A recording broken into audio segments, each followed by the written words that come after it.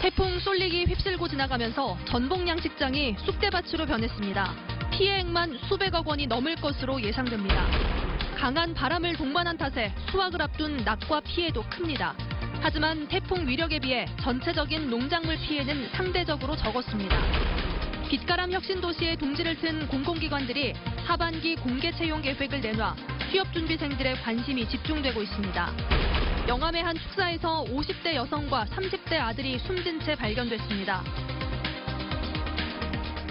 여러분 안녕하십니까? 광주 MBC 뉴스데스크입니다. 태풍 쏠릭은 물러갔지만 곳곳에 피해를 남겼습니다. 걱정했던 것만큼은 아니라고 위안 삼을 수도 있겠지만 피해를 입은 농어민들에겐 날벼락 같았을 겁니다. 특히 바닷가 쪽에 피해가 컸는데 유례 없이 느린 태풍에 완도 전복 양식장은 그야말로 쑥대밭으로 변했습니다. 김양훈 기자가 현장 취재했습니다. 태풍 쏠릭이 강타한 전남 완도의 전복 해상 가두리 양식장입니다. 쉴 새 없이 몰아치는 성남 파도에 양식 시설들이 금방이라도 뒤집힐 듯 심하게 출렁입니다. 태풍이 풀고 간 양식장을 다시 찾았습니다. 완전히 찌그러진 양식 시설물들이 서로 뒤엉켜 해수면 위로 솟구쳐 있습니다. 물에 잠긴 가두리도 곳곳에서 눈에 띕니다. 양식장 주변에는 어구들이 망가진 채 뒤엉켜 있습니다. 전복을 담고 있는 이 같은 그물줄이 이번 태풍에 보시는 것처럼 모두 끊어져 버렸습니다. 전복이 가득 차 있어야 할 어망은 비어 있습니다. 파도에 의해서 이게 쓸려서 떨어지게 되고 떨어짐으로 인해서 전복들이 바깥으로 나가게 되잖아요. 나가게 되냐면 그만큼의 물량이 줄게 되고 그로 인해서 어민들은 피해가 많이. 남은 전복도 생기를 잃었습니다. 추석 대목 출하를 앞둔 전복이어서 어민들의 상처는 더욱 큽니다. 태풍이 와가지고 이렇게 가두리를 쳐버리니까 전복들이 스트레스도 받고 해서 폐사가 많이 나서 지금 많이 걱정입니다. 완도 섬마을 사정은 더욱 심각합니다. 부서진 전복 양식장 잔해들이 해안가에 수북이 쌓여 있습니다. 강풍과 파도에 도미노처럼 부서지면서 육지로 밀려온 겁니다. 간신히 바다에 남아있는 양식 시설도 대부분 못 쓰게 됐습니다. 그물 등이 모두 찢겨져 나가 복구도 쉽지 않습니다. 그런 심정이 이루 말할 수가 없고 정부 차원에서 다시 우리 어민들이 재건할 수 있도록. 피해 조사가 본격화되면 전복 양식장 피해액은 수백억 원대에 이를 것으로 보입니다. 태풍 볼라벤에 이어 6년 만에 다시 덮친 태풍 피해로 어민들의 한숨은 깊어지고 있습니다. MBC 뉴스 김양훈입니다. 이번엔 농촌으로 가보겠습니다. 추석 대목과 수확을 앞둔 농촌에서도 농작물 피해가 발생했는데 특히 바람 때문에 과수 농가의 피해가 컸습니다. 이어서 송정근 기자입니다. 나뭇가지에 달려있어야 할 배가 바닥에 나뒹굴고 있습니다. 다음 달 수확을 앞두고 태풍 쏠릭의 강풍에 우수수 떨어졌습니다. 태풍 쏠릭의 강풍으로 인해 이 농가에선 60%의 배가 낙과 피해를 입었습니다. 순천에서도 강풍으로 인해 250헥타르에 가까운 과수원에서 낙과 피해를 입었습니다. 피해액만 대략 70억 원이 넘을 것으로 예상돼 추석 대목을 앞둔 농민들은 망연자실합니다. 수확하기가 아주 애매한 시점에서 태풍이 왔기 때문에 최소한 일주일만 참아줬어도 수확을 좀 할 수 있을 건데. 태풍이 바람에 집중되고 비는 많이 뿌리지 않으면서 침수 피해는 예상보다 적었습니다. 감수해야지. 시커매져 버려 나락이. 여물도 덜 들고. 전남 지역에선 농경지 300헥타르가 침수됐지만 6년 전 볼라벤급 피해를 걱정했던 농민들은 10분의 1 수준에 그친 피해에 그나마 한시름을 덜었습니다. MBC 뉴스 송정근입니다. 그동안 효자 태풍이 안 오나 기다리시는 분들도 계셨을 텐데 크든 작든 태풍은 피해를 남기기 때문에 결코 반길 수만은 없습니다. 그래도 태풍 쏠릭이 가뭄 해갈이나 폭염을 물리치는 데는 도움이 됐을까요? 이다솔 기상캐스터가 알아봤습니다. 가뭄 때문에 저수율이 떨어져 심각 단계까지 갔던 나주호입니다. 태풍이 몰고 온 비에 저수량이 300만 톤 늘어나면서 저수율도 3%가량 높아졌습니다. 나주호가 있는 다도 지역에 200mm에 가까운 비가 내린 데다 주변 산과 계곡 등에서 빗물이 흘러들어온 덕입니다. 전남 지역의 평균 저수율은 태풍이 오기 전 39.1%였는데요. 태풍이 지난 직후 45.5%로 약 6%가량 증가했습니다. 여전히 충분하진 않지만 올해 가뭄의 고비는 간신히 넘길 수 있게 됐습니다. 태풍으로 전남 지역의 저수율 증가로 가뭄 해소에 큰 도움이 되었고 금년 농업용수 공급에는 지장이 없을 것으로 예상됩니다. 서서히 한반도에 상륙한 태풍 솔릭은 폭염도 살짝 몰아냈습니다. 33도로 웃도는 폭염은 당분간 없겠으며 그렇지만 평년과 비슷한 낮 최고 기온이 30도 내의 기온은 유지되겠습니다. 주말과 휴일에도 낮 기온은 30도 정도에 머물겠고 일요일에는 비도 내릴 것으로 보입니다. 하지만 태풍 효과는 잠시일 뿐이어서 다음 주 후반부터는 광주의 낮 기온이 33도 안팎까지 오르고 밤에는 열대야가 나타나는 곳도 있겠습니다. MBC 뉴스 이다솔입니다. 고용 쇼크라는 말이 나올 정도로 취업난이 심각합니다. 공기업 채용에 대한 관심은 그래서 더 높아질 수밖에 없는데 빛가람 혁신도시 공공기관들이 하반기 채용을 준비하고 있다고 합니다. 보도에 이계상 기자입니다. 한국농어촌공사가 올해 하반기 신입사원 공채에 나섭니다. 5급 신입사원 채용 규모는 368명. 분야별로는 행정과 토목, 기계 전기 분야에서 100명 이상씩 뽑고 전산과 환경 분야도 선발할 예정입니다. 지역 인재 채용 목표제가 시행됨에 따라 분야별로 채용 인원의 18%를 광주 전남 지역 대학 출신자로 채용하게 됩니다. 농어민 자녀인 경우에는 따로 모집 직렬을 분리해서 좀 더 유리한 조건에서 경쟁할 수 있습니다. 빛가람 혁신도시의 에너지 공기업들도 하반기 채용 계획을 준비하고 있습니다. 채용 공고는 다음 달 말쯤 나오고 규모는 700여 명 수준이 될 것으로 예상됩니다. 기업별로 보면 한전이 560명, 한전 KPS 100명 안팎, 한전 KDN이 40여 명을 채용할 것으로 보입니다. 전파진흥원과 컨텐츠진흥원 등 혁신도시 다른 공공기관들도 올해 하반기에 10명 안팎을 채용할 예정이어서 광주 전남 지역 취업 준비생들의 관심과 기대감이 커지고 있습니다.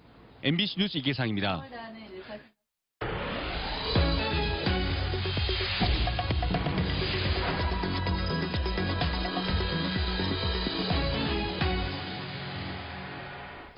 영암의 한 축사에서 50대 여성과 30대 아들이 흉기에 찔려 숨진 채 발견됐습니다.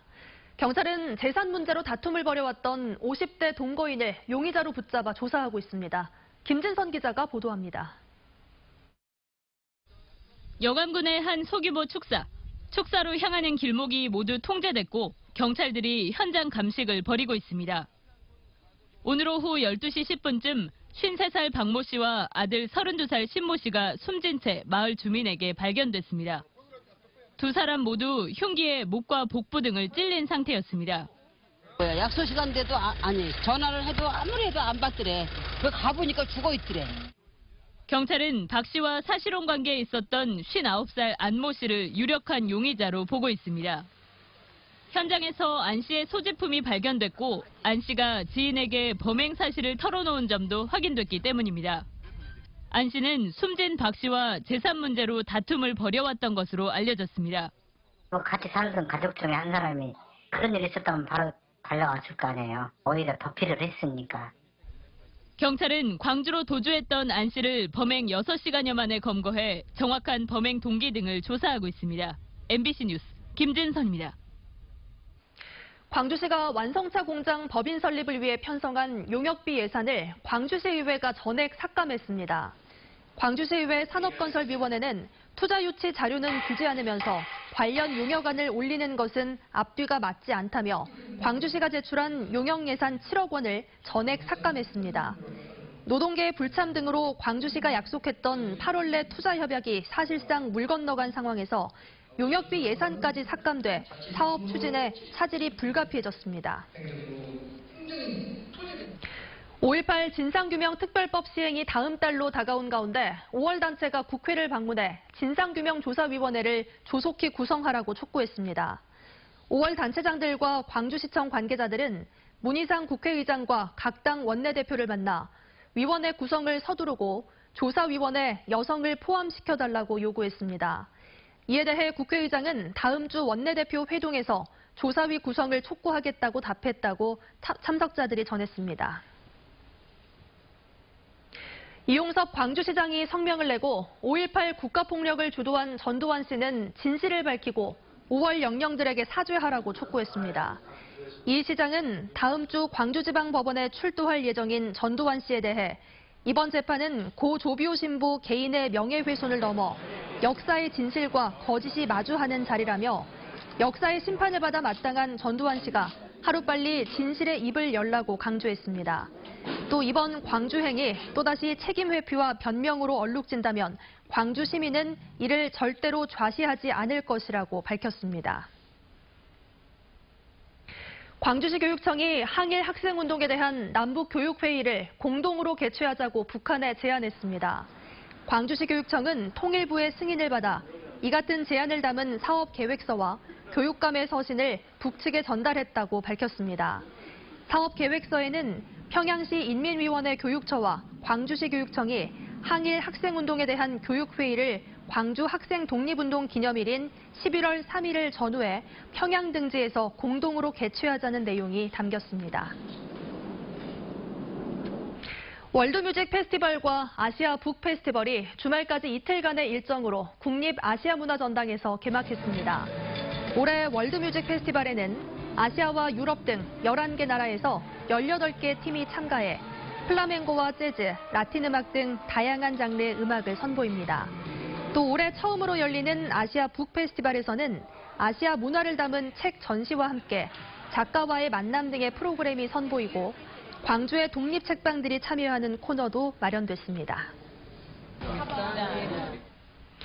오늘 오후 2시 15분쯤 광주시 광산구 수안동의 한 병원 주차타워에서 이산화탄소 소화 설비가 터졌습니다. 이 사고로 건물 외벽과 기계실이 파손됐지만 다행히 인명피해는 없었습니다. 소방당국은 소방시설이 오작동하면서 터진 것으로 보고 정확한 경위를 조사하고 있습니다. 광주시는 각종 비위로 무리를 빚어 직위 해제된 디자인센터 박모 원장이 오늘 사직서를 제출함에 따라 이를 수리했습니다. 앞서 광주시 감사위원회는 디자인센터에 대한 특정 감사를 벌여 박 원장에 대해 부당한 업무 지시와 회계 질서를 문란하게 한 점을 지적해 최고 해임까지 가능한 중징계를 요구한 바 있습니다. 광주 전남 지역 사립학교 20곳에서 법인 이사장의 친인척 21명이 근무 중인 것으로 나타났습니다. 더불어민주당 김혜영 의원이 교육부로부터 제출받은 자료에 따르면 광주는 9개 학교에서 이사장의 아들이나 조카 등 친인척 9명이 근무하고 있고 전남에서는 11개 학교에서 이사장의 친인척 12명이 근무 중입니다. 김 의원은 사학 운영의 자율성을 방패 삼아 친인척을 무분별하게 채용한 것으로 보인다며 교육당국의 철저한 관리 감독을 촉구했습니다.